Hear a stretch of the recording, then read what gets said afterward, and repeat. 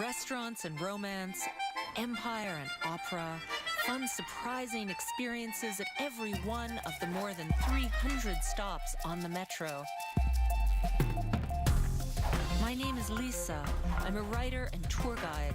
I carry a Canadian passport, but all we'll need is a ticket for the metro system as I show you historic, inspirational, endlessly fabulous Paris. I'd like to share my love for this spectacular city with you, one stop after the next, by way of the exciting Paris metro system. So grab your French phrasebook and put on your walking shoes. We're going to Paris.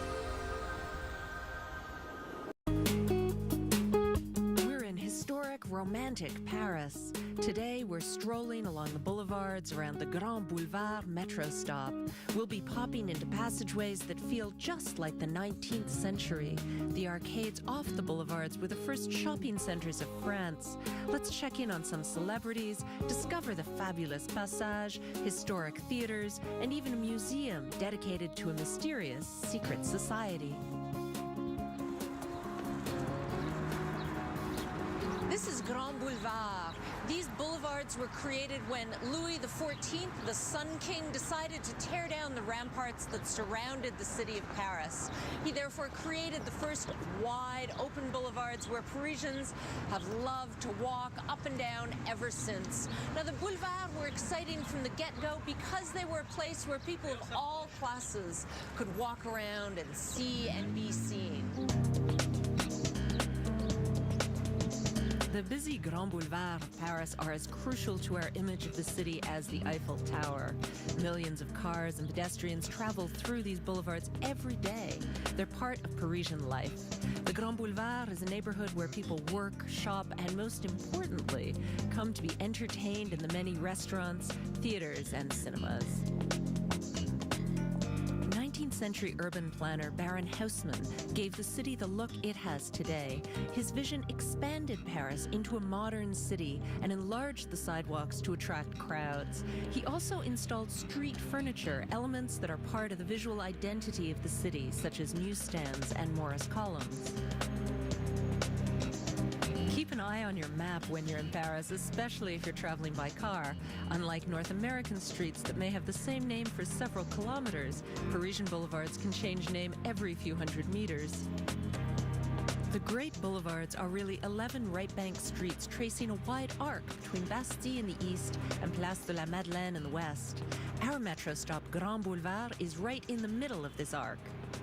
Now today we're going to explore this area, but first we're going to deke off the noise of the boulevard and we're going to go inside one of my favorite covered passageways.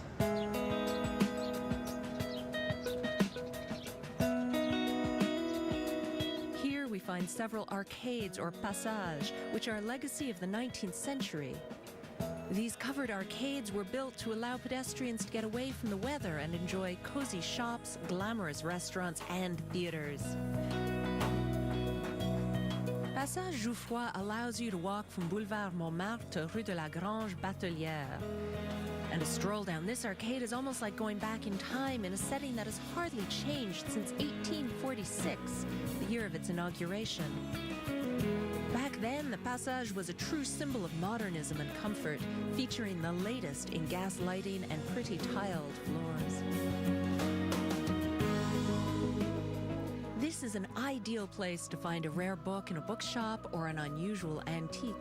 Along with toy stores, specialty shops, and souvenir stores, there are hair salons, art galleries, and even a hotel, the Chopin. Restaurants abound in all of the arcades, so let's take a stop into one of my favorite traditional tea rooms. This is Le Valentin. Bonjour. Ah oui, je vais prendre un thé. Bonjour. Bonjour, monsieur. Et une pâtisserie? Ça sera sur place, madame? Along with its warm retro atmosphere, Valentin's menu offers a fantastic range of classic pastries. While these individual Black Forest or Mont Blanc look familiar, Valentin also features pastries from Lorraine, a province in eastern France. If you happen to stay at the Hotel Chopin in this passage, you can pop in here for one of Valentin's special fruit brioche. Oh, they have a great selection of teas. They've got green sencha tea with blood orange. They've got Russian tea, which I love. And they've got Jardin Bleu, which has rhubarb and wild strawberries in it. That one might be too weird for me. Yeah, I think I'm gonna have the Russian tea. Can't wait. What's wonderful about Le Valentin is not only does it have some of my favorite pastries in all of Paris, but it's really historic to have tea and pastries here in one of the arcades of the city, because the Passage near the Grand Boulevard were really the first place ladies could go unaccompanied to have tea and lunch by themselves. There had been taverns in the past, but ladies did not go to taverns. And there had been restaurants as of the middle of the 1700s, but even then, ladies could only go there if they were accompanied by family or husbands or male friends. These tea rooms were the first place that we could go and just be by ourselves. Women could go shopping, women could have tea and lunch in these wonderful historic tea rooms.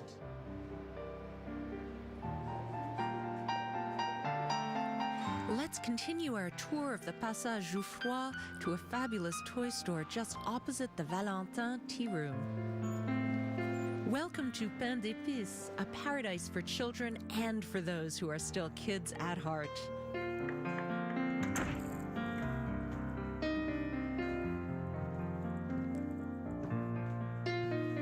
Hats. Everybody needs a mask.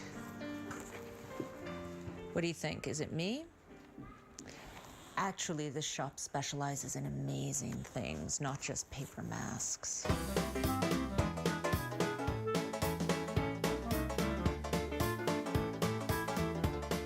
This toy shop has been here for 40 years, and it specializes in all kinds of old-fashioned toys, the kind that don't need batteries, like teddy bears and dolls and doll clothes, and wonderful flying toys that flap, like this one. And dollhouses. They have the most amazing miniatures for dollhouses, things I wouldn't even imagine a dollhouse would need, like a miniature penguin, or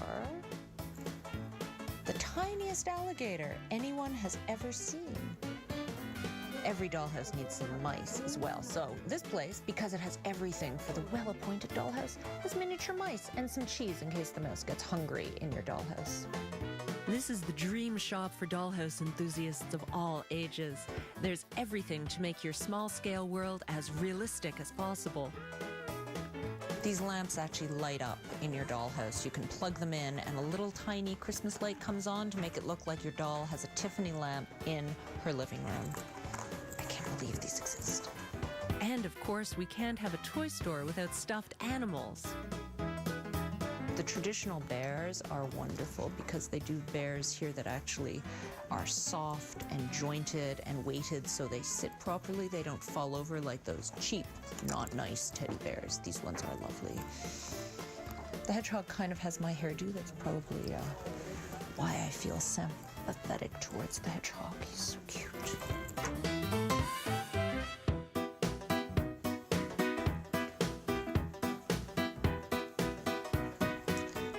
What I really need to do in here is look for some gifts for my niece. Actually, the origami might be just what she wants. Something crafty, something you can do yourself, not too old. I mean, she's 5 after all. Let's see where that one is. Yes! Okay, initiation to origami. We're set. So I'm gonna get this and go downstairs. So whatever the age of the person you're shopping for, Pain d'Épices is the perfect 2-floor emporium for every toy you can imagine. Merci beaucoup. The Grand Boulevard is a part of Paris with special discoveries around every corner and down every passage. We'll visit a unique art gallery right after this. In rushing, thrilling Paris on one of the busy Grand Boulevards. Here it's noisy and the cars never stop.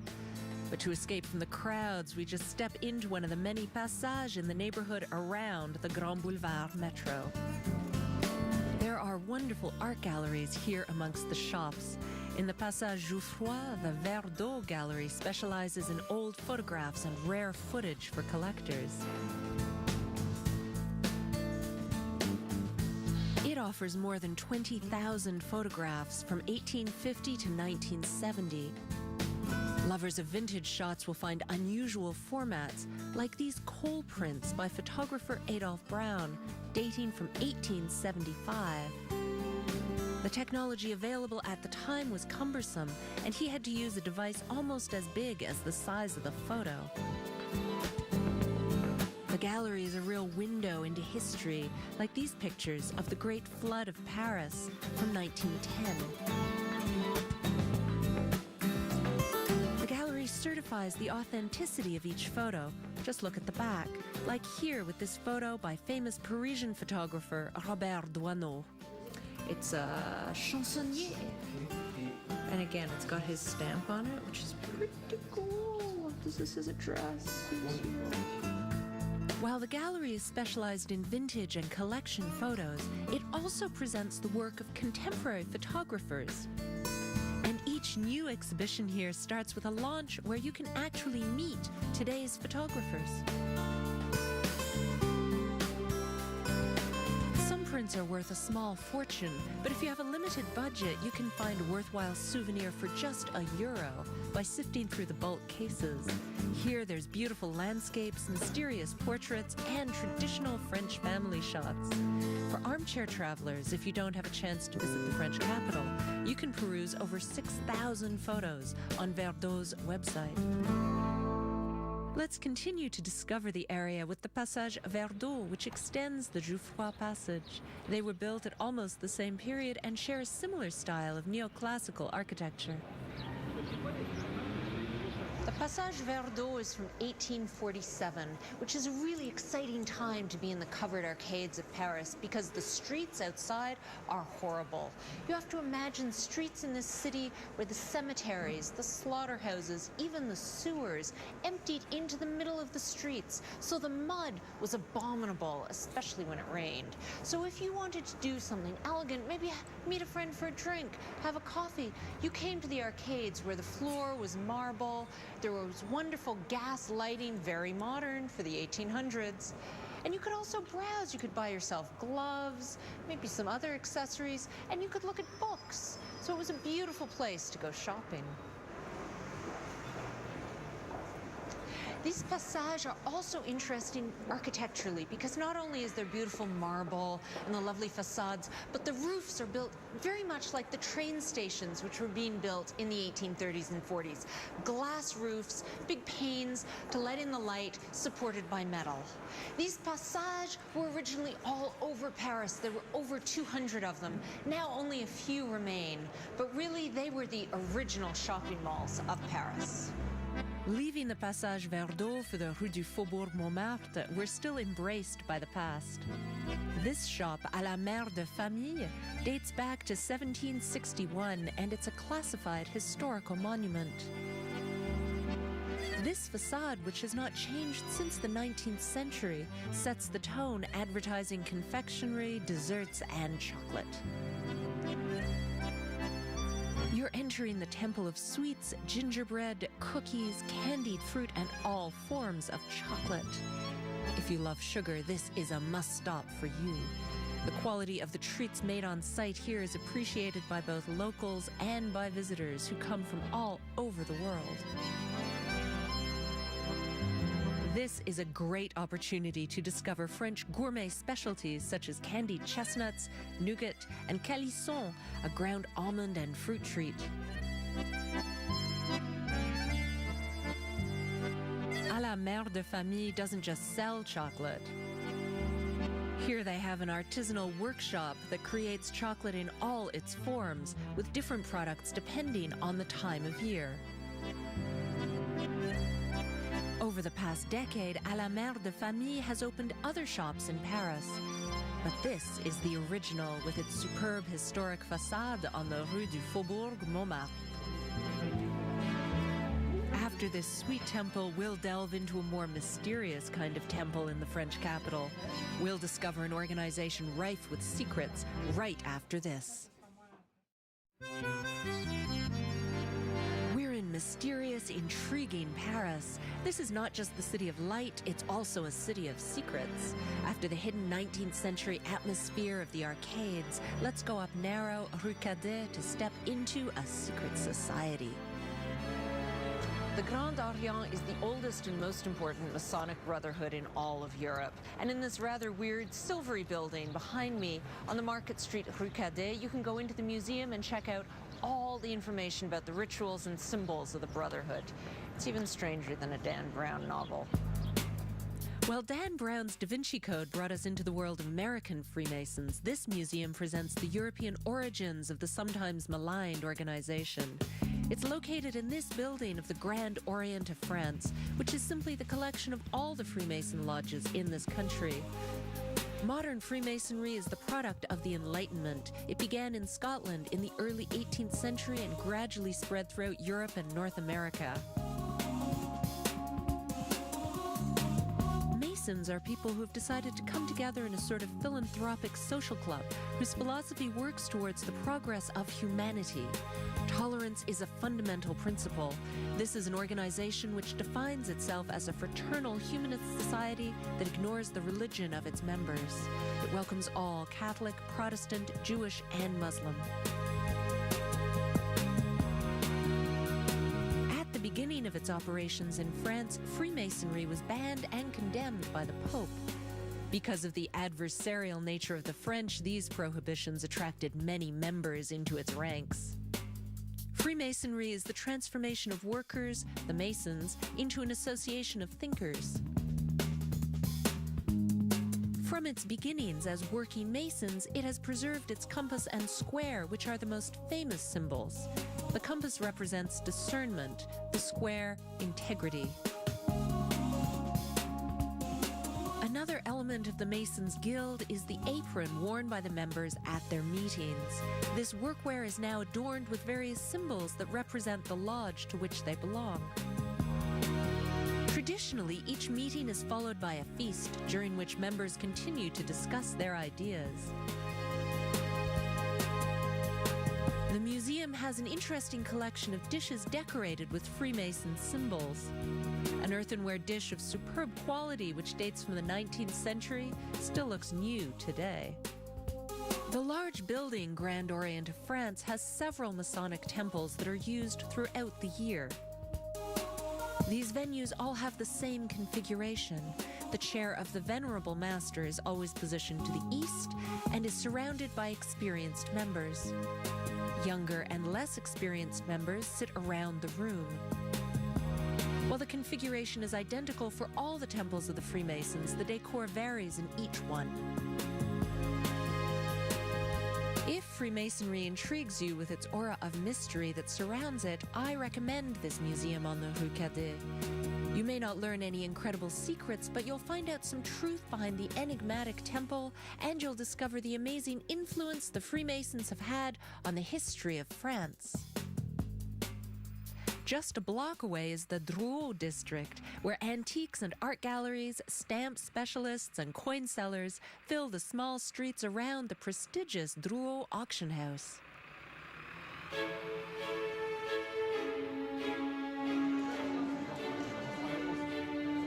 Welcome to Drouot, one of the oldest auction houses in the world, here just off the Grand Boulevard, in a modern building that houses 21 different auction rooms, all selling different kinds of art. All the catalogs for the upcoming sales are displayed here in the entranceway. Why don't we go off to room 8 and check out some art?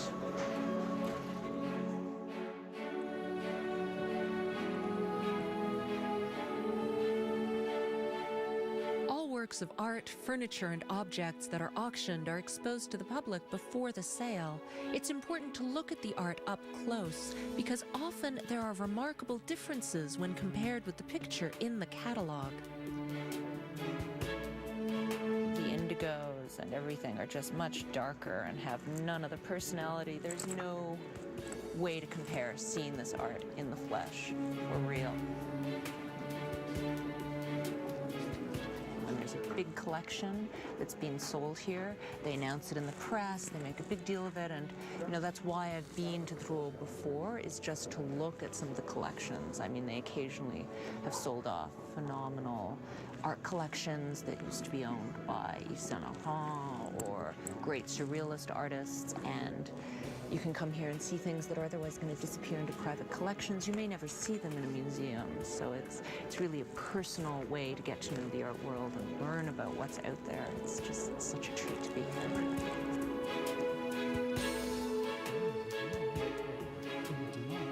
Drouot has 21 rooms, so there's something for everybody.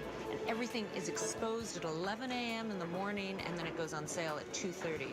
So I'm going to check out the next room, not just modern art, but maybe something a little pinker, a lot pinker, actually. All kinds of furniture and art objects. And I didn't realize you could even sit on some of the things that are being presented. That's great. Everybody needs an emperor in their house. How much is the emperor? The emperor is starting price of 120,000 euros. A very valuable clock. They're expecting it to go for about 300,000 euros.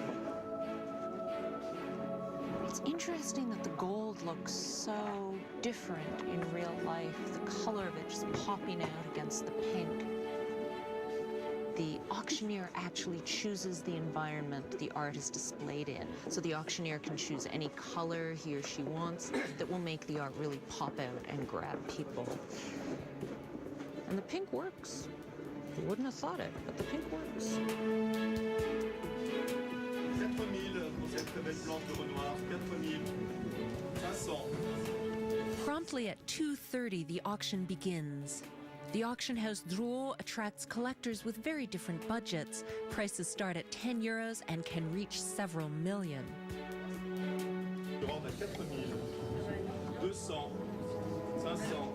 If you've already attended an auction in North America, you'll notice immediately that here the atmosphere is very different. No comments, no encouragement to buy. This is a refined auctioneering style. The price is announced calmly, awarded to the winner, and then we move on to the next item. Maître Pierre Blanchet, an auctioneer for over 15 years, has learned to identify different kinds of buyer behavior.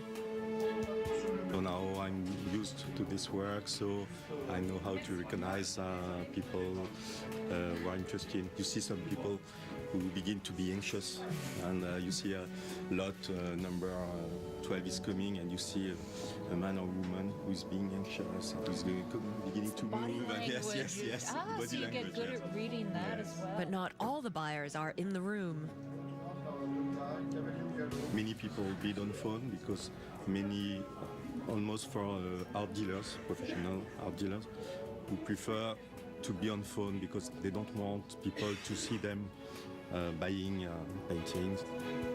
J'ai 8,500. This one was really exciting. It's a bronze head by Camille Claudel, and they had estimated it between 4,000 and 5,000 euros, and it actually went for over 8,000. And there was this bidding war from someone on the telephone, a secret bidder, and somebody in the room, so it was really fun to watch. I'm so glad we came. These secret bidders now have an even more private choice. They can participate in the auction via internet.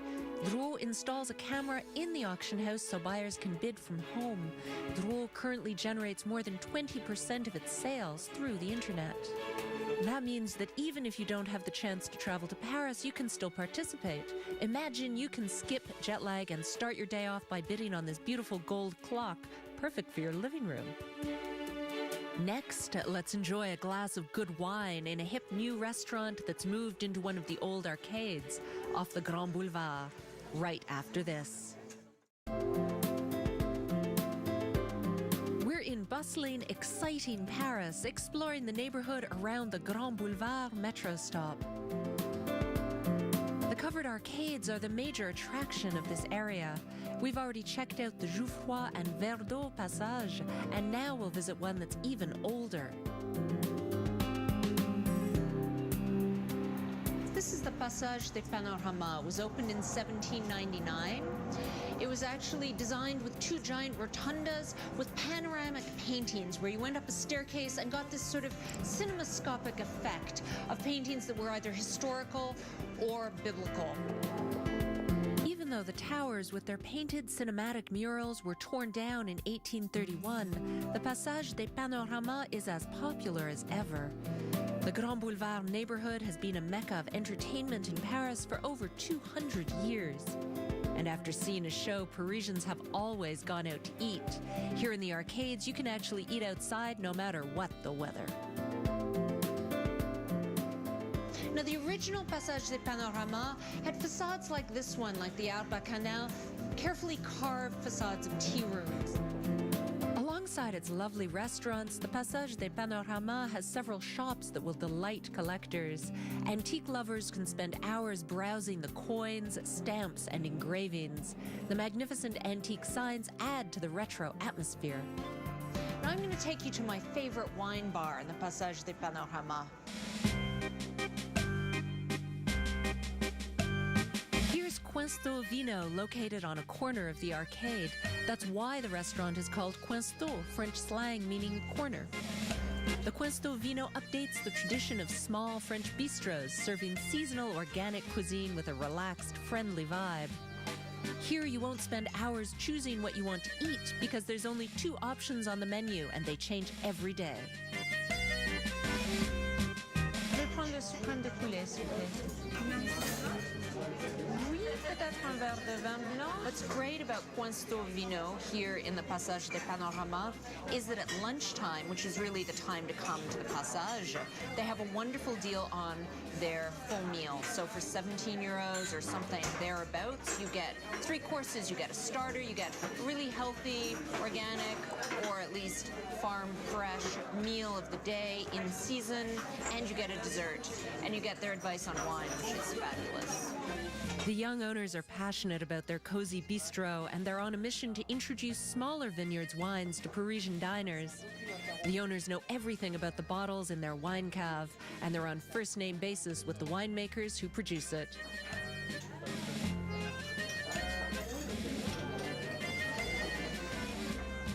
Ah, merci. Merci. This looks great. What's nice about Questo Vino is that it's this corner place, very cozy, really committed to the idea of local, traditional, bistro-type meals, not a huge selection, very much seasonal, and the wines really echo that. You can actually come in here and buy a bottle of wine anytime after 9 in the morning. They're open straight through till 4 if you're going to buy a bottle of wine to take away. For lunch, it's much more specific. It's noon till 2, and that's your time to have lunch because they really have such a limited menu. But the wines are fabulous because people who select the wines here are really committed to organic and natural and not fussy and not chemically affected wines at all. So they're really natural and quite delicious, I have to say. And also the Passage are a lovely place to have lunch. This place is a little less known by passers through Paris, but it's really popular with the locals. Now that we've had such a good lunch, let's walk over to a major tourist attraction in the French capital, somewhere we can do some celebrity spotting. This is the Musée Gravin, which is a wax museum which opened in 1882, at a time when most newspapers weren't publishing photographs. So if you wanted to see the celebrities and the events of the news, you came here to see them recreated in wax.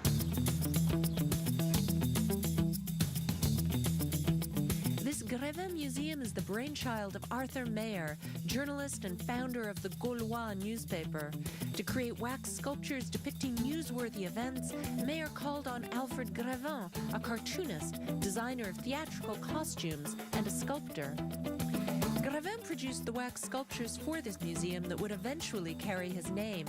The Gravin today is a great gathering of the world's best personalities, but the museum is also a good opportunity to learn more about the history of France, since some of the most famous figures in the country are represented.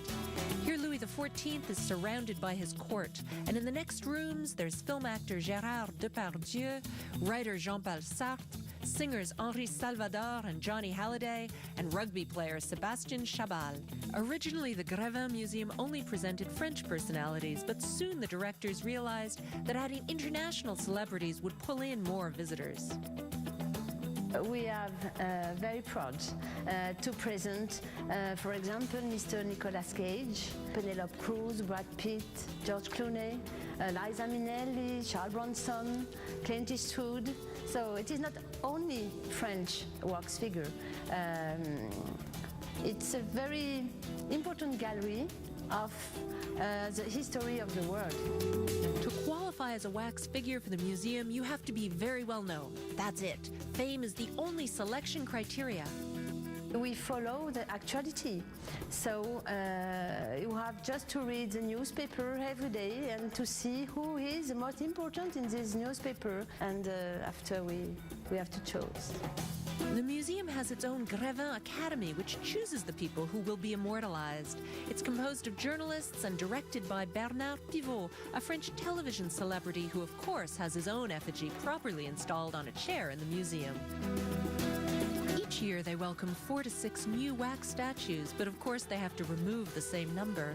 It's not easy to decide who should retire, but if you're not in the news anymore, you're probably headed into storage. The unveiling of a new statue is usually in the presence of its living model, and the biggest stars, such as Michael Jackson, have always been more than happy to attend the ceremony. It was a very important moment of the Grévin history because Michael Jackson was very, very enjoyed to be in Grévin Museum. I'm very proud of that. And we met him a few times, and it was a beautiful present for Grévin Museum. The Grévin Museum includes gorgeous interiors for its famous statues, from an original 19th century theater with beautifully ornate ceiling to a complete hall of mirrors originally built for the Universal Exhibition of 1900. This gives the wax statues an environment as luxurious as the one which their real-life counterparts enjoy. But the current celebrities here are much easier to get close to. Have you ever wanted to be photographed beside Brad Pitt or Madonna? The Grévin Museum may be the only place in the world where you'll get your wish. And after seeing these wax film stars, maybe you're in the mood to see a movie. One of the most beautiful theaters in Paris is on the Grand Boulevard. We'll visit this Art Deco cinema right after this. We're in entertaining, theatrical Paris on the Grand Boulevard. This is one of the main nightlife areas in the French capital. The boulevards are lined with cinemas, concert halls, and especially theaters. This is the Théâtre des Variétés. It was opened in 1807, initially as a vaudeville hall connected to the Passage des Panoramas. Later, it became known for music hall under Maurice Chevalier. And then until 2005, it was under the direction of movie star Jean-Paul Belmondo. Now, different kinds of shows have played here, like the Cage aux Folles or plays by Sacha Guitry. And even today, you can come here to see great French comedies, big boulevard-style plays. This Théâtre de Boulevard tradition came out of the classical theater of the 1700s. Formal theater was considered too serious and reserved for the upper classes of society, whereas the boulevards were for entertainment for everyone. There are all kinds of theaters along these wide boulevards. Even if you don't speak French or you don't have time to attend a show, it's worth strolling along to enjoy the architecture. On Boulevard Saint-Martin, the Théâtre de la Renaissance is a superb example of the Italian theatrical style. In a style similar to that of the Paris Opera, it fits perfectly into the landscape of the boulevards, created by Baron Haussmann in the 19th century.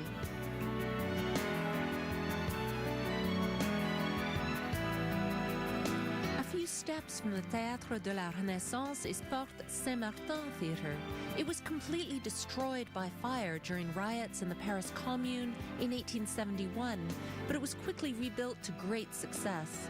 Plays like Les Misérables and the famous Cyrano de Bergerac have been performed here, and the great actress Sarah Bernhardt trod across this stage often. The boulevards don't just feature theaters. There are also cinemas like the Max Linder Panorama on the Boulevard Poissonnière, or its huge, famous neighbor a little more to the east.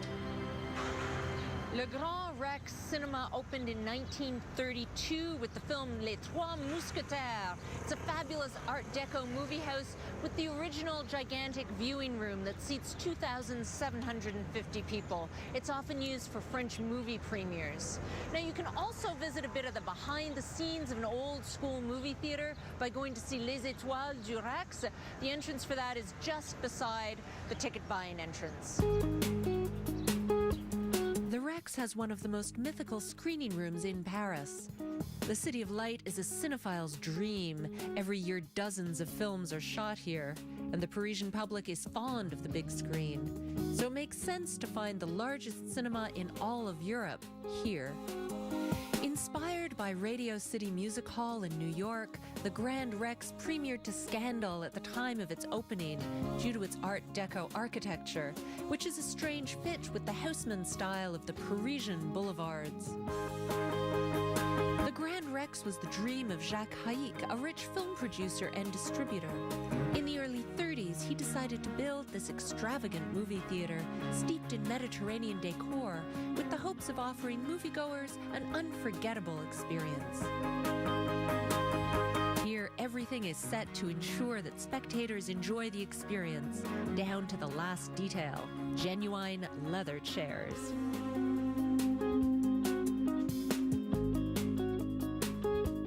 The ceiling is inlaid with dark blue stars, which give the impression of watching a film outside during a beautiful summer night. Watching a film here is like walking into an enchanted Mediterranean fairy tale. Of all the cinemas of this style built between 1920 and 1940 that are still active, the Grand Rex is the largest. The Grand Rex has always been on the cutting edge of technology. For example, when it opened, its ventilation system renewed the air 50 times per day, which was revolutionary for the time.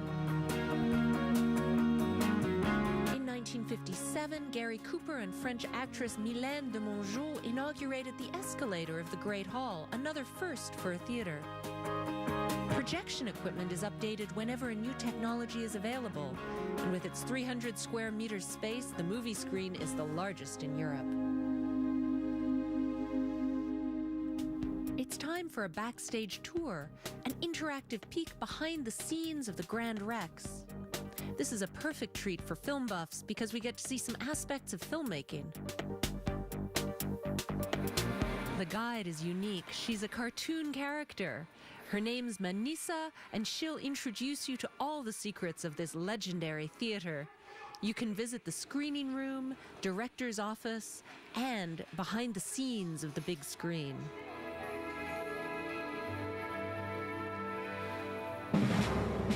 Visitors can participate in various stages of film production, like shooting a scene aboard a boat in a storm. Thanks to the magic of a green screen, moving floor, and a large fan, the illusion is pretty convincing.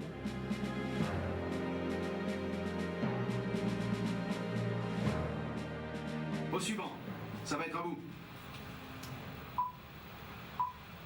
In the post-production studio, visitors get to try voiceover, where it becomes clear that it's not easy to deliver lines precisely in sync with the image.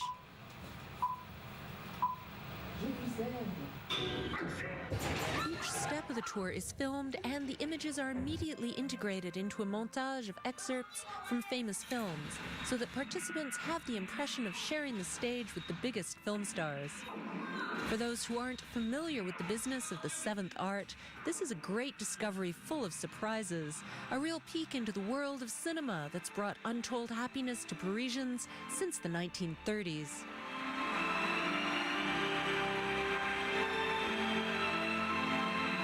From the Grand Rex, let's take a little walk down the Boulevard Bonne Nouvelle to a very specially appetizing museum. This is the Musée Gourmand du Chocolat, otherwise known as Choco Story, which opened in 2010 as the city's first museum of chocolate. If you go here, you get an entire history of the delectable treat, and right at the end, you get to taste some delicious chocolate. Choco's story starts the chocolate saga 4,000 years ago in South America. In Mayan and Aztec civilizations, cocoa was so precious that its beans were used as currency. It was consumed as a drink called the divine nectar. According to the legend, the god Quetzalcoatl was the great master of cocoa. The god taught man how to grow and prepare the chocot, which was the ancestor of our chocolate. When the Spaniards landed in South America in the 16th century, they discovered cocoa. They added sugar to mitigate the bitterness. From 1527, Cortes began importing the precious cocoa beans to Spain. Chocolate quickly became the favorite drink of the Spanish court, soon spreading to other royal families of Europe. By the mid-1800s, tea and chocolate emerged as popular drinks. Chocolate was also used in medicine to soften the bitter taste of drugs and in cooking to enhance the flavor of food. In the 19th century, production diversified, and chocolate appeared in all kinds of forms: liquid, solid, sticks, and bars. Chefs delighted in chocolate's magical property, that it can be melted and molded into every shape imaginable, well beyond the Easter Bunny. The museum does not just feature chocolate, it also shows you how to make it. Perfect for chocoholics, the chocolate shop offers activities for young and old, instructing you on how to prepare all the different types of chocolate. In France, there's a saying that everything ends with a song. On the Grand Boulevard, we're going to wrap up our day at a traditional Boulevardier bistrot chantant with a song right after this. We're in beautiful, inspiring Paris. We're at Grand Boulevard Metro. Let's check out a special tradition of the neighborhood, something a little different by way of Parisian nightlife. This is the Limonaire, which has been here for over 15 years as a bistrot chantant, where you can come and hear music, part of the big tradition of Paris chansonniers, here tucked in this really cute alley behind the Grand Boulevard. You can have something to drink, you can have something to eat, and tonight we're going to hear Gérard Morel.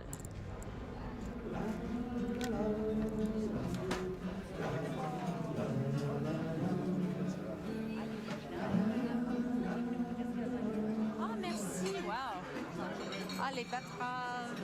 Millefeuille de betterave. Merci bien.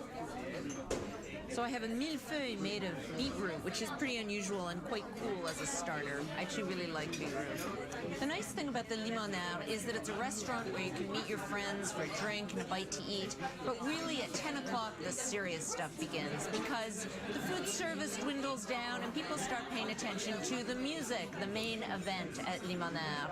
Because like the old tradition of French chanson bars at the edge of the city, here at the Limonaire, every single night of the week, there's a musician singing either traditional French chansons or somebody singing their own contemporary takes on the idea of the chansonnier profession.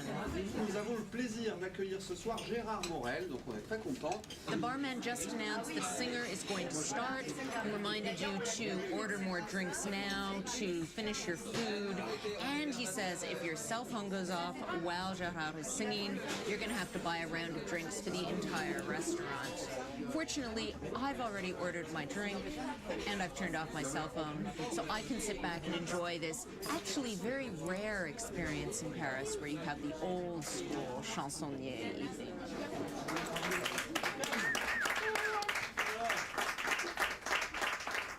Even if you don't speak French, don't let that keep you away. This place is a classic. The food's good, the atmosphere is friendly, and the wine flows freely.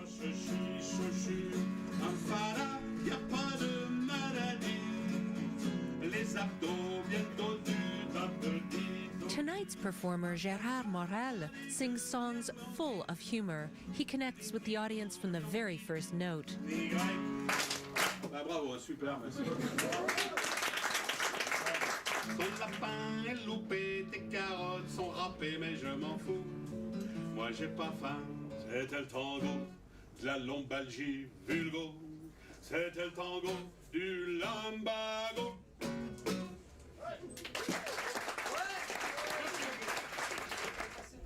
Once the show is ended, the limonaire bartender reminds us that even if the entry is free, the exit is full price. Come on, let's relive the old tradition of passing the hat to pay the singer. Most people consider the performance is worth at least as much as a movie, so everyone pitches in 8 or 10 euros. What I love about the Grand Boulevard is the fabulous variety of what there is to do here. From the intimacy of the passageways with Le Valentin Tea Room this morning to the Grand Rex movie theater, and also Drouot, the auction house, where we saw actual works of art being sold before our eyes. And then to wrap up here tonight, the Limonaire in the cozy cabaret singing French songs. Let's see what we can get up to next time.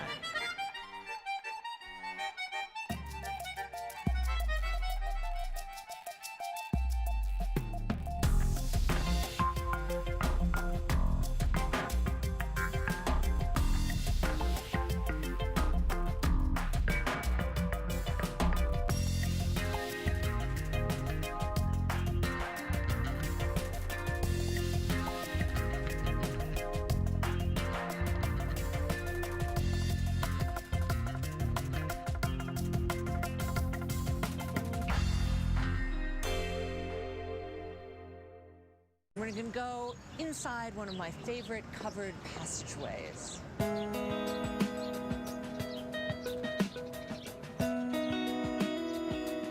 Here we find several arcades or passages, which are a legacy of the 19th century.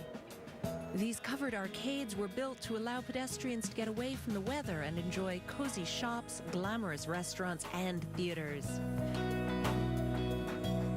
Passage Jouffroy allows you to walk from Boulevard Montmartre to Rue de la Grange Batelière.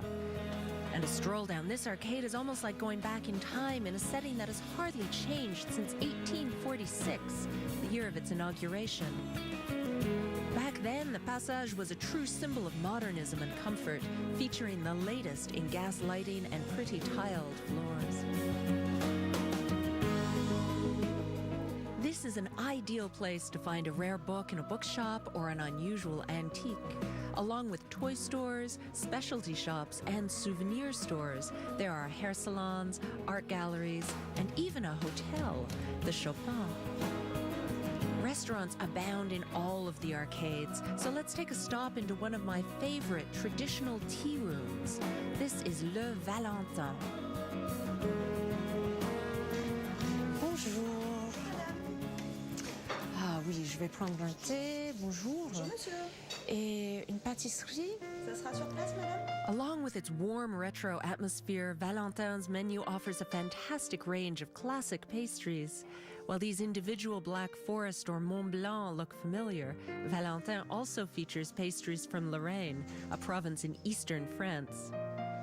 If you happen to stay at the Hotel Chopin in this passage, you can pop in here for one of Valentin's special fruit brioche. Oh, they have a great selection of teas. They've got green sencha tea with blood orange. They've got Russian tea, which I love. And they've got Jardin Bleu, which has rhubarb and wild strawberries in it. That one might be too weird for me. Yeah, I think I'm gonna have the Russian tea. Can't wait. What's wonderful about Le Valentin is not only does it have some of my favorite pastries in all of Paris, but it's really historic to have tea and pastries here in one of the arcades of the city, because the Passage near the Grand Boulevard were really the first place ladies could go unaccompanied to have tea and lunch by themselves. There had been taverns in the past, but ladies did not go to taverns. And there had been restaurants as of the middle of the 1700s, but even then, ladies could only go there if they were accompanied by family or husbands or male friends. These tea rooms were the first place that we could go and just be by ourselves. Women could go shopping, women could have tea and lunch in these wonderful historic tea rooms.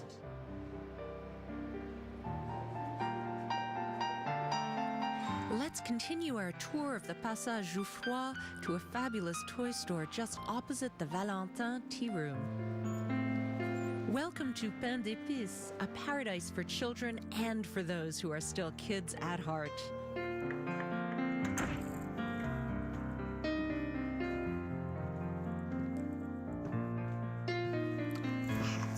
Everybody needs a mask.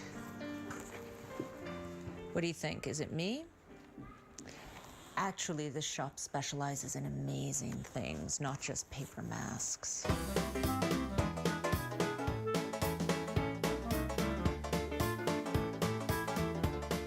This toy shop has been here for 40 years, and it specializes in all kinds of old-fashioned toys, the kind that don't need batteries, like teddy bears and dolls and doll clothes, and wonderful flying toys that flap, like this one. And dollhouses. They have the most amazing miniatures for dollhouses, things I wouldn't even imagine a dollhouse would need, like a miniature penguin, or the tiniest alligator anyone has ever seen. Boulevards where Parisians have loved to walk up and down ever since. Now, the Boulevards were exciting from the get-go because they were a place where people of all classes could walk around and see and be seen. The busy Grand Boulevard of Paris are as crucial to our image of the city as the Eiffel Tower. Millions of cars and pedestrians travel through these boulevards every day. They're part of Parisian life. The Grand Boulevard is a neighborhood where people work, shop, and most importantly, come to be entertained in the many restaurants, theaters, and cinemas. 19th century urban planner Baron Haussmann gave the city the look it has today. His vision expanded Paris into a modern city and enlarged the sidewalks to attract crowds. He also installed street furniture, elements that are part of the visual identity of the city, such as newsstands and Morris columns. Keep an eye on your map when you're in Paris, especially if you're traveling by car. Unlike North American streets that may have the same name for several kilometers, Parisian boulevards can change name every few hundred meters. The great boulevards are really 11 right-bank streets tracing a wide arc between Bastille in the east and Place de la Madeleine in the west. Our metro stop, Grand Boulevard, is right in the middle of this arc. Now today we're going to explore this area, but first we're going to deke off the noise of the boulevard. Paris. Restaurants and romance, empire and opera, fun, surprising experiences at every one of the more than 300 stops on the metro. My name is Lisa. I'm a writer and tour guide. I carry a Canadian passport, but all we'll need is a ticket for the metro system as I show you historic, inspirational, endlessly fabulous Paris. I'd like to share my love for this spectacular city with you, one stop after the next, by way of the exciting Paris metro system. So grab your French phrasebook and put on your walking shoes. We're going to Paris.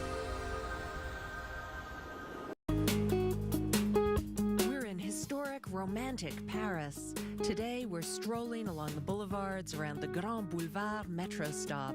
We'll be popping into passageways that feel just like the 19th century. The arcades off the boulevards were the first shopping centers of France. Let's check in on some celebrities, discover the fabulous Passage, historic theaters, and even a museum dedicated to a mysterious secret society. This is Grand Boulevard. These boulevards were created when Louis XIV, the Sun King, decided to tear down the ramparts that surrounded the city of Paris. He therefore created the first wide open